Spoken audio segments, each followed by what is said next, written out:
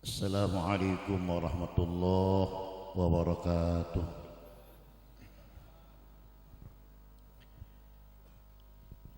Alhamdulillah ala hadhihi ni'mah.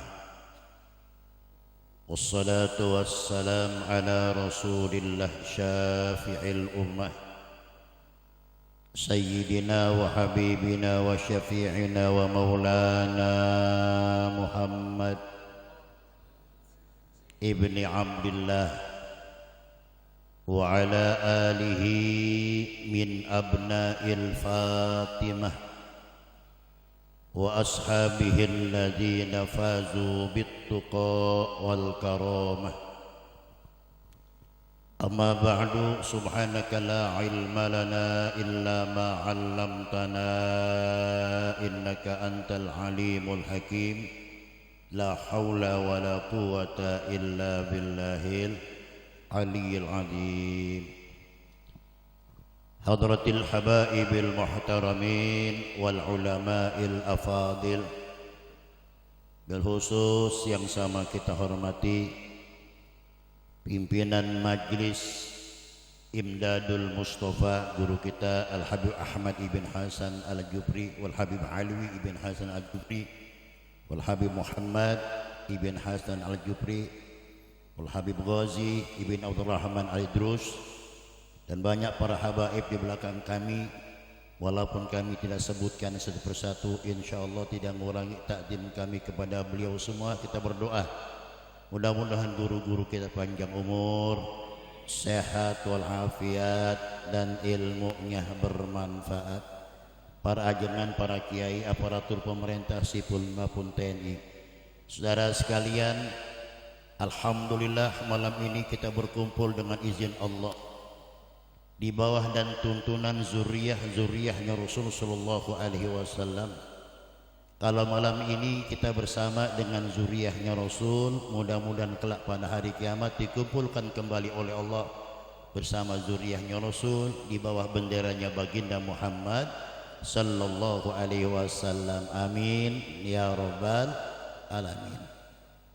Cukup lama kami tidak tampil dalam imdad, kurang lebih 10 tahun 10 tahun dulu sering ya bersama guru-guru kita, namun masing-masing ada kesibukan. Alhamdulillah kemarin malam saya bertemu dengan Habib Muhammad, tolong ente datang sam'an wa ta'atan ya, walaupun ketemu di jalanan, itulah kita sambil untuk mengisi, bukan soal gengsi.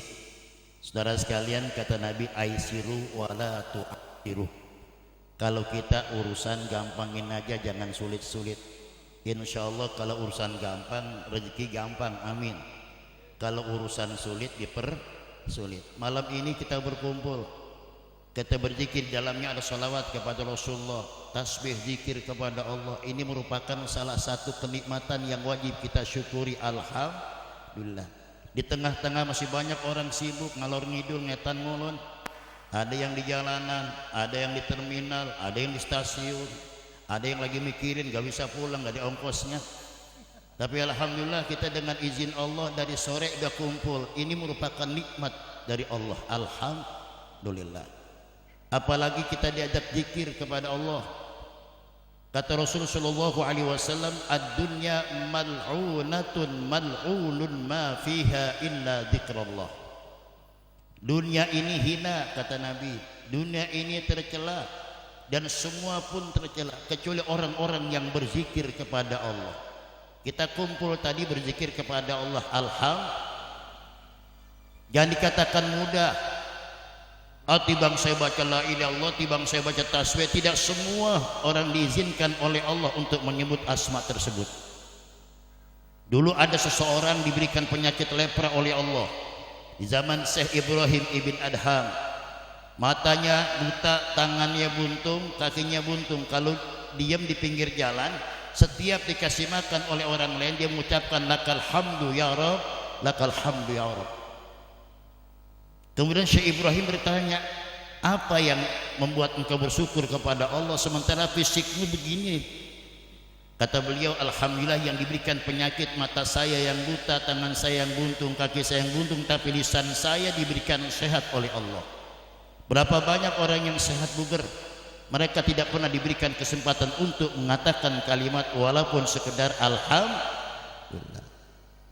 Dalam kitab Mukasyafatul Qulub, Nabi Allah Daud alaihi salatu wassalam pernah melihat cacing merah. Ini di sini judulnya ya, dudul hamra. Melihat cacing merah liwat di depan Nabi Allah Daud. Nabi Daud sedang membaca kitab Zabur. Hati beliau berkata, untuk apa Allah ciptakan cacing ini? Seakan gak bermanfaat dan seakan diremehkan cacing tadi. Lalu Allah berikan ilham kepada cacing tadi untuk berbicara kepada Nabi Allah Daud. Ya Daud, setiap hari di siang hari Allah perintahkan aku baca selawat kepada Rasulullah sebanyak 1000 kali. Dan di malam hari aku bertasbih kepada Allah sebanyak 1000 kali. Saudara, cacing baca selawat 1000 kali, baca tasbih 1000 kali. Banyakkan mana tasbih kita sama cacing? Banyakkan mana? Makanya cacing jangan buat mancing kualat. Maafin. Ya, saudara, makhluk Allah semua berzikir kepada Allah. Wa in syai'in illa yusabbihu bihamdih walakin la tafqahu tasbihahum.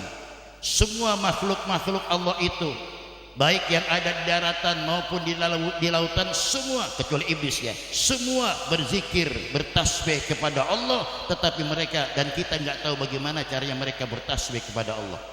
Kalau malam ini Allah takdirkan kita kumpul baca salawat, baca tasbih, ini merupakan nikmat yang besar yang wajib kita syukuri.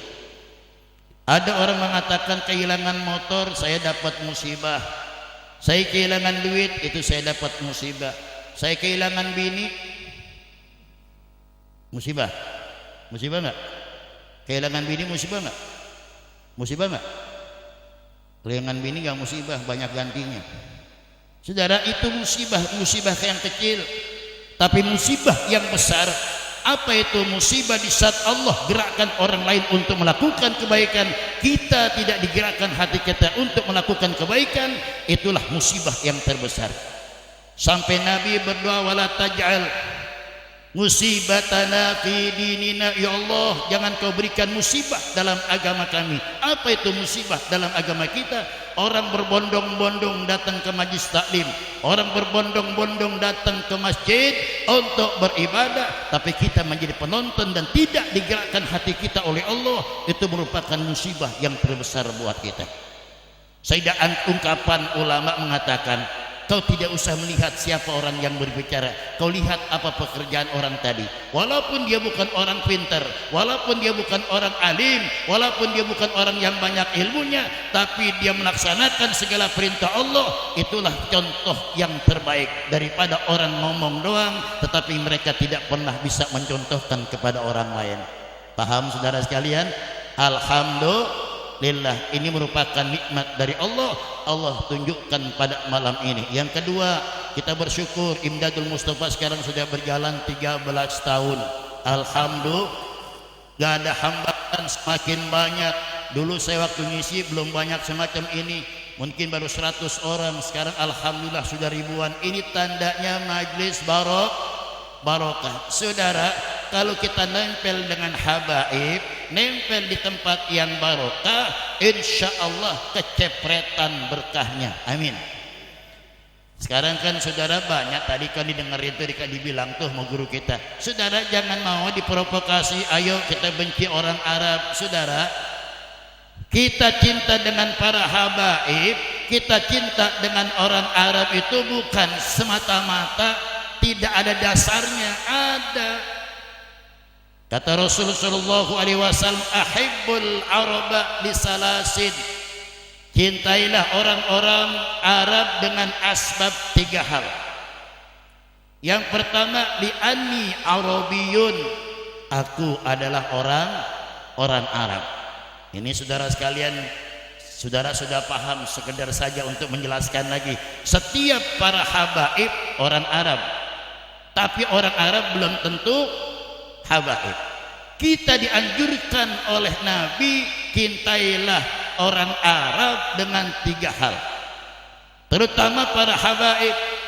Ada orang yang nggak percaya, oh habaib udah nggak ada keturunannya. Sebab bilang saudara sekalian, Rasul dalam sebuah sabdanya mengatakan, kullu sababin wa nasabin yanqati illa sababi wa nasabi. Semua asbab dan nasab terputus di dunia ini kecuali asbab dan nasabku nggak bakal terputus sampai hari kiamat.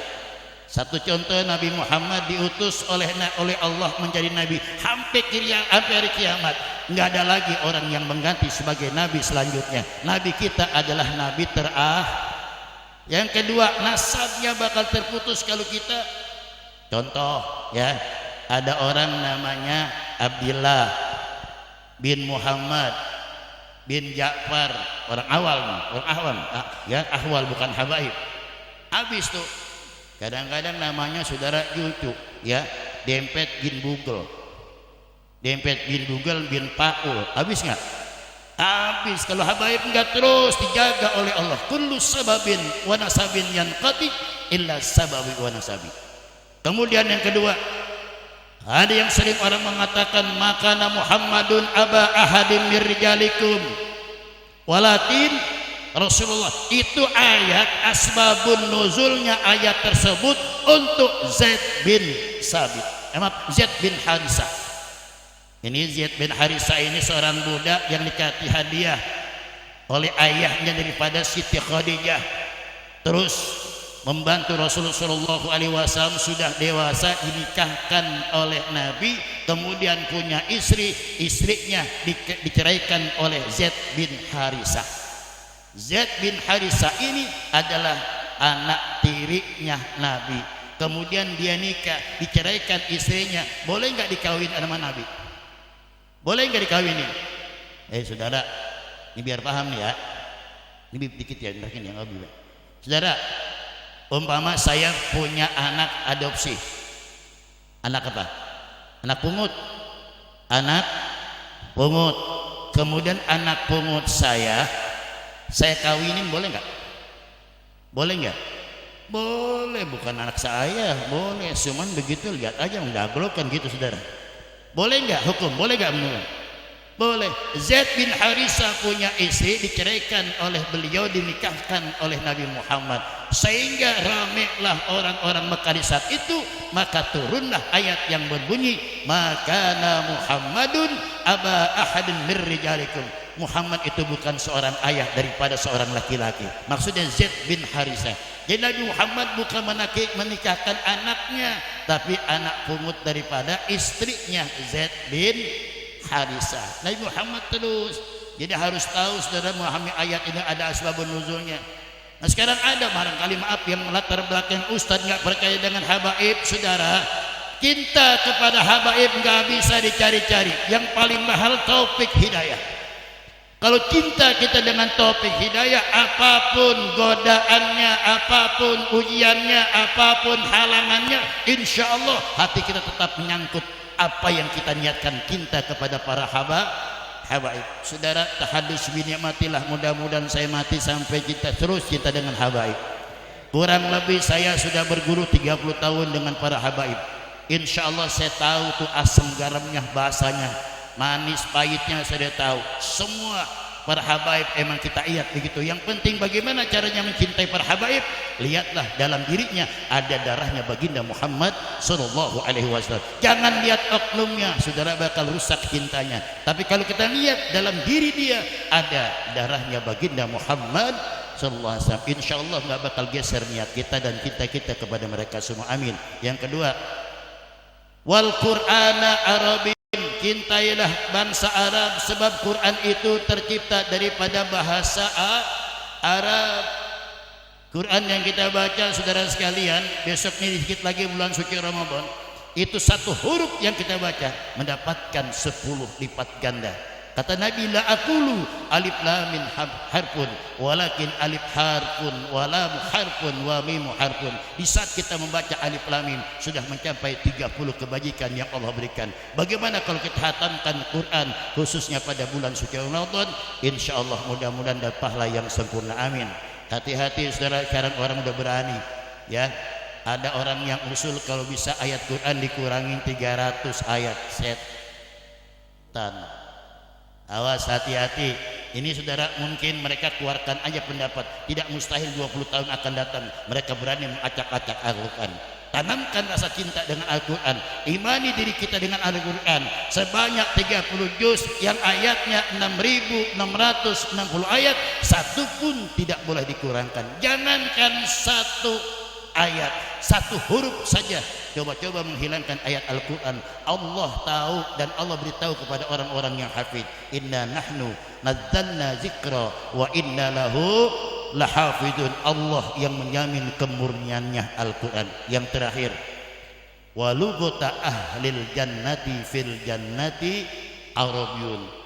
Ya, penduduk surga nanti bahasanya bahasa Arab. Makanya yang kagak bisa bahasa Arab nggak bakal masuk surga. Halo, yang nggak bisa bahasa Arab nggak bakal masuk. Saudara bisa nggak bahasa Arab? Bisa nggak? Nggak bisa.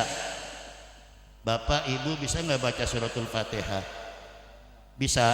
Itu bahasa Arab namanya, insya Allah masuk surga. Wassalamualaikum warahmatullahi wabarakatuh.